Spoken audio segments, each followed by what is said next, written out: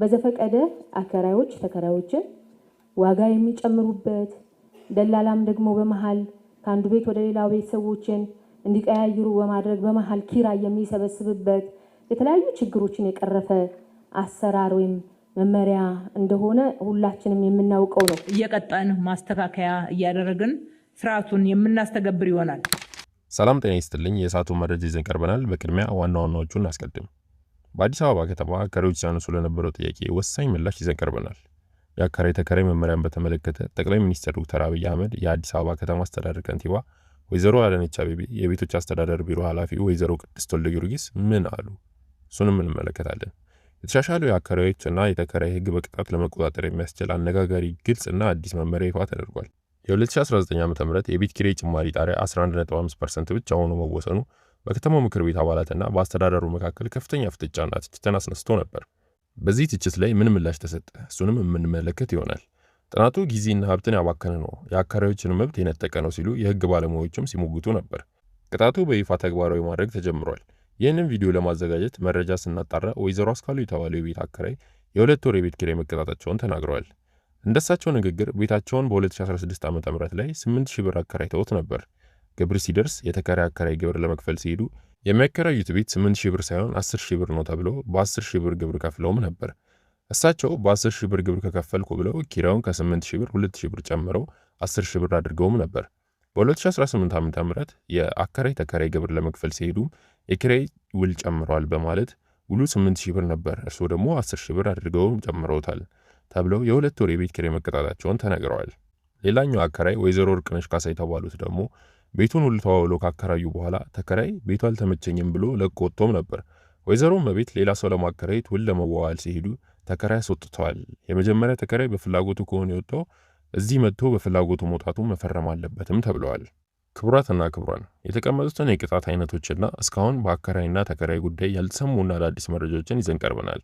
አከራይም ሆነ ተከራይ ካላስፈላጊ ቅጣት ለመዳን መብትና ግዴታውን አውቆ መመሪያውን ብቻ ለመከተል ይህ ቪዲዮ ትክክለኛው ቪዲዮ ነው። ቪዲዮን ላይክ፣ ቻናሉን ሰብስክራይብ በማድረግ ወቅታዊና ታማኝ መረጃዎችን በፍጥነት ማግኘት ትችላላችሁ። እስከ መጨረሻ አብራችሁን ቆዩ። በአዲሱ የመኖሪያ ቤት ኪራይ ቁጥጥርና አስተዳደር መመሪያ መሰረት አንድ አከራይ ቤቱን አዲስም ይሁን አዲስ ሰርቶ ለ6 ወራት ያህል ሳያከራየው ወይም ለሌላ ጥቅም ሳያውለው ያቆየው እንደሆነ ቤቱ ቢከራይ ሊያስገባ ይችል የነበረውን ገቢ ተሰልቶ የአከራይ ተከራይ ግብር እንዲከፍል ይገደዳል። ይህንን ተግባር ከ6 ወራት በላይ ከቀጠለ ደግሞ በሚከፍለው ዓመታዊ ንብረት ግብር ላይ ተጨማሪ 25% ቅጣት እንዲከፍል ይደረጋል። ለመሆኑ ይህ አሰራር በንብረት ላይ የመወሰን መብትን አያሳጣም ወይ በሚል በርካቶች ጥያቄ ሲያነሱ ነበር። የህግ ባለሙያው አቶ ጥጋቡ ደግሞ ግልጽ ምላሽ ሰጥተውበታል። የህግ ባለሙያው እንደሚሉት ብዙዎች ቤት ለማግኘት በሚቸገሩበት ሀገር ላይ ቤትን ሰርቶ እንዲህ ማስቀመጥ መብት መሆን የለበትም ብለዋል። የተከራዮችን ቤት የማግኘት መብት ያጠበበ በመሆኑ ይህኛው የመመሪያ ክፍል በቤቶች ልማትና አስተዳደር ቢሮ በኩል ጥብቅ ቁጥጥር ሊደረግበት ይገባል ብለዋል። ነገር ግን ይህንን ተግባራዊ ለማድረግ የከተማው አስተዳደር ባዶ ቤት የሚለው መስፈርት እንዴት ነው የሚለየው? ገቢውስ በምን መስፈርት ነው የሚገመተው? የሚሉትን በርካታ ክፍተቶች ገና ጥያቄ እንዳስነሱ ቢሆንም የቤቶች አስተዳደር ግን ይህንን የሚያስፈጽምበት አሰራር ማዘጋጀቱ ይፋ አድርጓል። ይህ በእንዲህ እንዳለ የቤቶች ልማት አስተዳደርና ቢሮ አከራዮች ህጉን እየጣሱ እንደሆነ በርካታ ጥቆማዎች እንደደረሱት አስታውቋል። በተለይም ቤቱን ለራሴ እፈልገዋለሁ ልቀቁልኝ በሚል ምክንያት የቀደመውን ተከራይ በማስወጣት በራሳቸው ከፍተኛ ዋጋ በመጨመር እንዲሁም መንግስት የወሰነውን የ11.5% ጭማሪ በዚህ ላይ ደርበው የሚጭኑ አከራዮች በርክተዋል። ከዚህም በላይ እጅግ አስገራሚ የህግ ጥሰት እየተፈጸመ ይገኛል። እርሱም ድርብ ውል ወይም የጎንዮሽ ውል እየፈጸሙ ነው። አከራዮች መመሪያው ላይ እንደተቀመጠው የ11.5% ውል በተጨማሪ በቃል እጅግ ከፍተኛ ዋጋ ተስማምተው በሰነድ ላይ ግን ከተማ አስተዳደሩ ባስቀመጠው ጣሪያ ብቻ እንዲፈርሙ ተከራዮችን ያስገድዳሉ። ይህንን አስመልክቶ የቢሮ ኃላፊ ወይዘሮ ቅድስት ወልደጊዮርጊስ ጠንከር ያለ ማስጠንቀቂያ ሰጥተዋል። እንደዚህ አይነቱ የጎንዮሽ ውሎች ሁለቱንም ተዋዮች በህግ ያስጠይቃል። እነዚህ ጥሰቶች ለመፈጸማቸው ከተረጋገጠ ወይም ከደረስንበት ጥብቅ የሆነ ህጋዊና አስተዳደራዊ እርምጃ ለመውሰድ ዝግጁ ነን ብለዋል። ለመሆኑ የተባለው መመሪያ ጥሶ የሚገኝ አካል ምን አይነት የህግ ተጠያቂነት ይጠብቀዋል?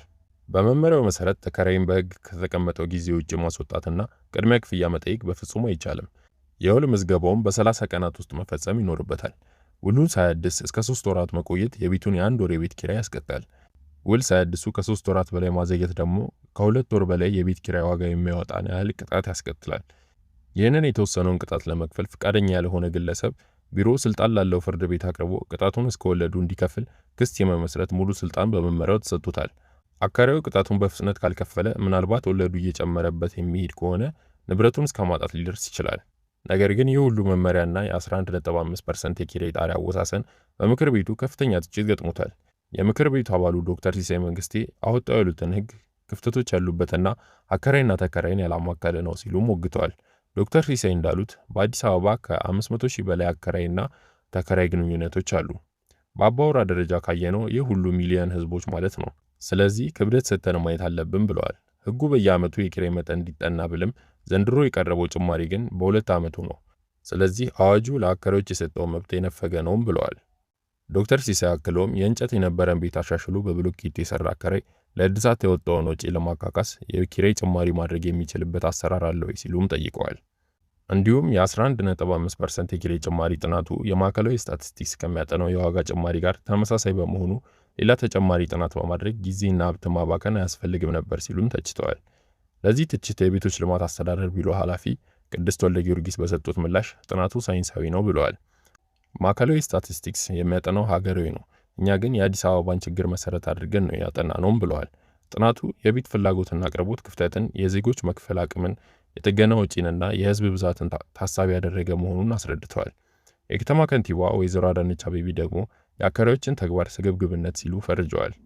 ጥናቱ የቤት ኪራይ መጨመር ግድ የሚልበት ሁኔታ ካለ እስከ 11.5% ድረስ ብቻ እንዲሆን ጣሪያውን ነው ያስቀመጥነውም ብለዋል። ከንቲባዋ ሲቀጥሉ በከተማችን ባደረግነው ጥናት 100% እና ከዚያ በላይ በአንድ ጊዜ የሚጨምሩ አከራዮች አሉ። ይህ በፍጹም ስግብግብነት እንጂ ያለው ነባራዊ ሁኔታ የሚያሳይ አይደለም ሲሉም ጨምረው ተናግረዋል። በደረስንበት ልክ ህጉ ላይ ያልገቡትን በህጉ መንገድ እየቀጣን የምናስተገብር ይሆናል ሲሉ ጠንከር ያለ አቋማቸውን ገልጸዋል።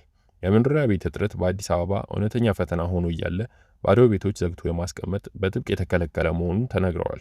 ቤቱን ባያከራየውም የአከራይ ተከራይ ግብር ከነቅጣቱ ከፍላለሁ የሚል ካለ ዘግቶ ማስቀመጥ እንደሚችል ከተማ አስተዳደሩ አስታውቋል። የፌዴሬሽን ጠቅላይ ሚኒስትር ዶክተር አብይ አህመድ ከዚህ ቀደም ቤት ኪራይ የትም ዓለም ላይ ዝም ብሎ መጨመር አይቻልም፣ እኛ ሀገርም አይቻልም ማለታቸው ይታወሳል።